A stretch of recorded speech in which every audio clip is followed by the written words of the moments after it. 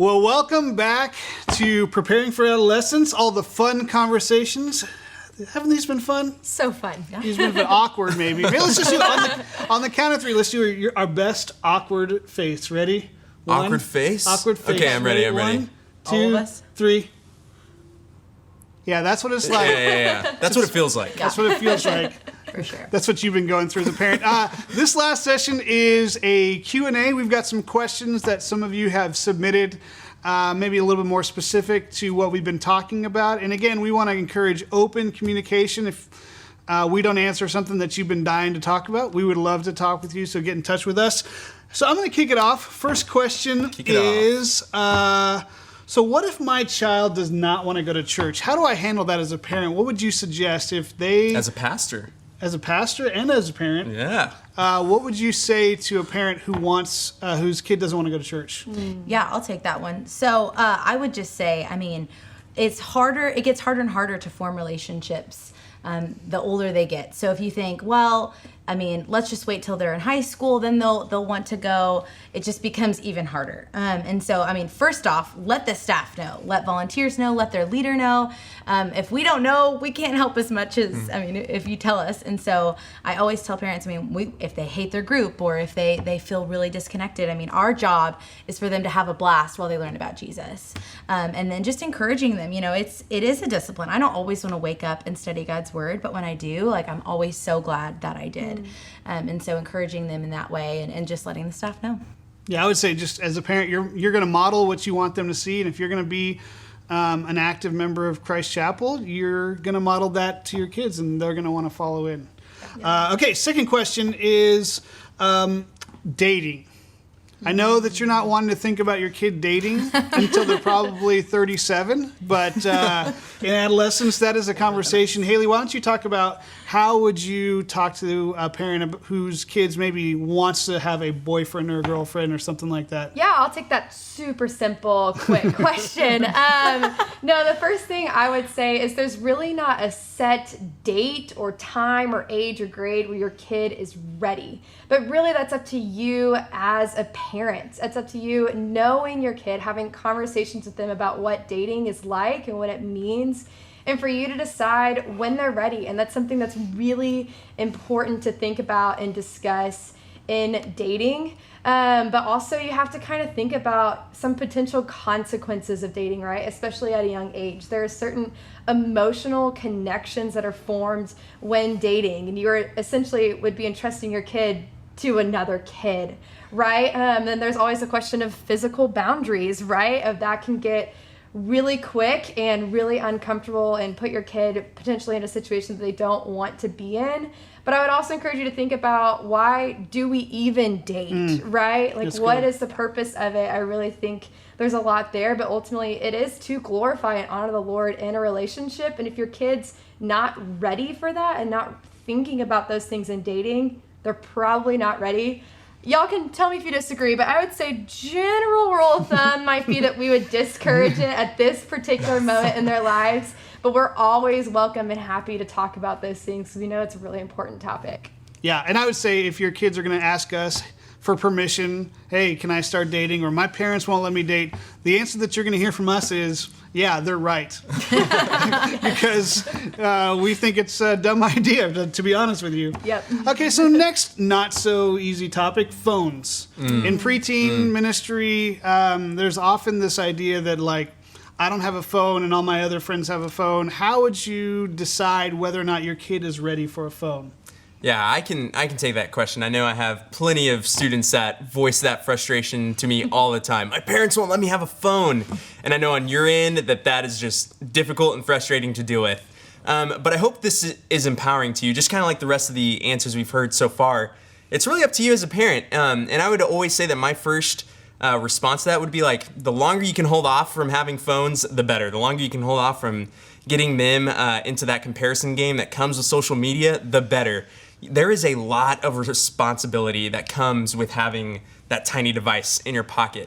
And that's one thing that we kind of want to point out and that I point out to parents a lot. I hear my dad saying it to me, honestly, but having a phone is a privilege, not a right of mine. You're the one paying for it. You're the one owning it. Unless they have a job, realistically, the buck ends with you. And again, there's a lot of responsibility to that. That's opening up the world, and holding off for another month, another year, another however long you decide. That's not going to kill them. They will be okay. The fact that we all have to sit down every now and then and think, man, I could use a weekend without my phone. Turning it off is probably a good indicator that they could go without a phone too. So that's my first answer to that. Yeah. Yeah. I would add to that too, when you decide that your kid is ready for a phone, especially social media, I would encourage you to sit down and talk to them about what is appropriate etiquette with a phone, like texting people, calling people, FaceTime, social media, and all those things. I know for me, as a girls director, probably you guys as being on church staff, I'm constantly thinking about how I post, the example that I want to set to others of what social media can be and how it can be good, because the comparison gets really tricky. Yeah. There's all sorts of dangers on social media too, and so the more that you can be involved in teaching them as they begin that journey, I think the better.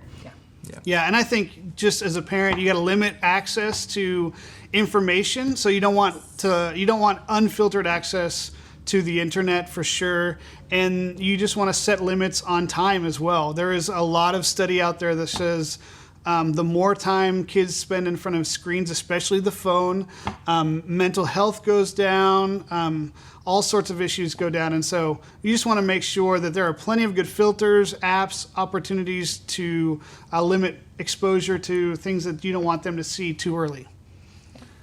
So the next question is kind of a tough one. We hear the word bullying and even just emotional health. How would you advise parents to handle those tough issues of bullying and emotional health?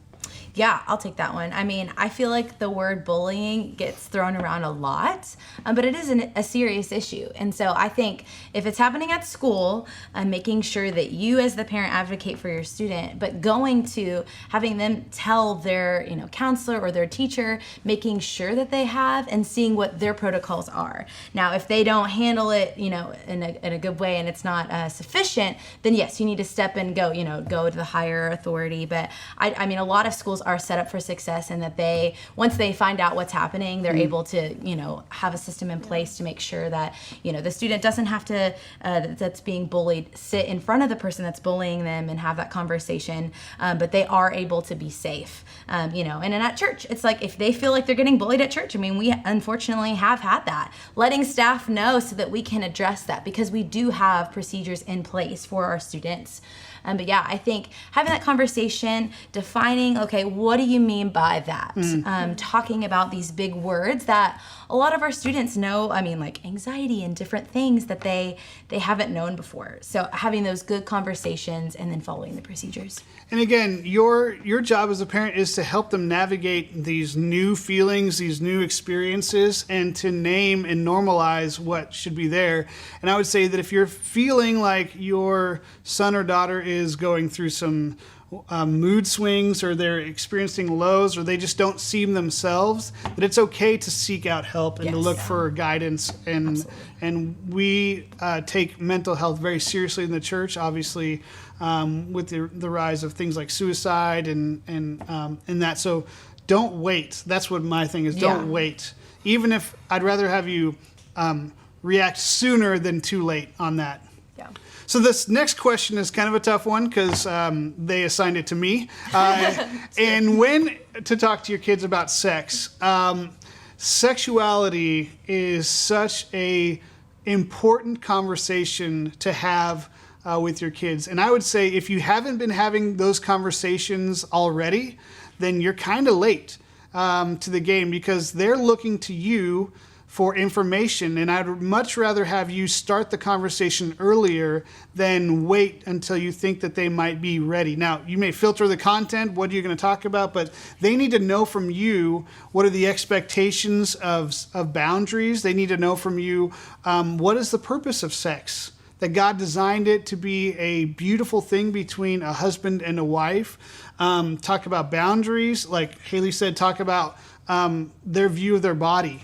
And so as parents, you need to be having those conversations regularly, because if you don't communicate with them that you want to have the conversation with you, when they do have questions, guess what? Where they're going to go?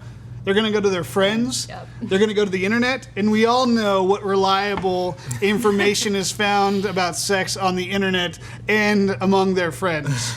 So anything to add to that? Yeah, I would just say, I mean, just again and again, telling them that it's normal, that God made them this way, that it is, I mean, the culture's biggest lie, that their sexuality is all of who they are. Like, it is a part of how God made them. I think if I ever get a question from a student, I'm always very careful because I want them to go back to their parent. But I do say, I'm like, that is not who you are. That's a part of you, that God made that. And just, continuing to show them, everything that we do, we look to the scripture for our truth and where the lines are. So yeah, I think just in that, I hope what you hear is that really it's the conversation behind the conversation that gets to Jesus, gets to identity, gets to truth. And these are all avenues, these issues are all ways that you as a parent can get to the conversation about who they are in Christ, what Jesus has done for them, and where do they find truth. Okay, one last question. A couple of you guys maybe want to just jump in. And what are some tricks to keep an open line of dialogue between you and your kid? Good question. I feel like we talk about it all the time, but at this stage, and you kind of mentioned it in your social changes, this stage, they're more prone to lying than more other stages. So it's important to have those open, honest conversations. And one way to do that is just to, again, normalize everything that's going on, having regular conversations with them, showing them that they can trust you, that you're a safe place for them, stuff like that. That's a great place to start. Yeah, I would definitely add, just taking an interest in them. Going and spending time with them. For me and my mom, she would always just say, hey, let's go to, I loved Sonic. Let's go to Sonic and just drive around and just, hang out together. I want to hear, what you're interested in. And that breaks down the barrier for them to feel like you do care about that relationship and they can go to you. And I will say for this age specifically, this is before those doors are really shut. This is a great opportunity for you guys to build that relationship with those conversations now, so that later when it gets more weird for them, that they know that they can come to you. Yeah, and earlier we talked about this concept of daily time with your kids, right? That instead of waiting for these random, long, deep heart-to-hearts, that you would find a way to invest daily, even if it's small quantities of time. That way, when you want to go to them with the harder conversation, it's going to be longer. They're not like, why is my mom and dad talking right now? But it feels really normal, right? Because they're used to this daily time with you. Also for me, if there's a student that I want to spend time with, but I know she might be a little more shy or a little more hard to open up, I usually ask the parents, hey, what's something that your kid likes to do? Maybe it's playing tennis or going on walks or card games or whatever it might be. And I usually try to do an activity with them as I'm trying to talk to them and get to know them a little bit more and have deeper conversations, because they're way less intimidated if you're not just staring at them across the table so tell me about these things. They feel a lot more comfortable if they're doing something active. Yeah. And one last thing for me, and this has rang true for me as a parent, but also in my conversations with teenagers over the years, is to learn the art of freaking out on the inside, not on the outside. That's good. What I mean by that is when something happens that's going to maybe get your ears going or freak out a little bit, that if you have an emotional reaction that is visible, your kids are going to automatically assume that you are not a safe place to talk to. So practice the presence of mind to stop, not freak out on the outside, but you can freak out on the inside all you want. That's fine. But just to remind them that you want to create a safe place so that they're going to talk to you when the big things happen. Yeah.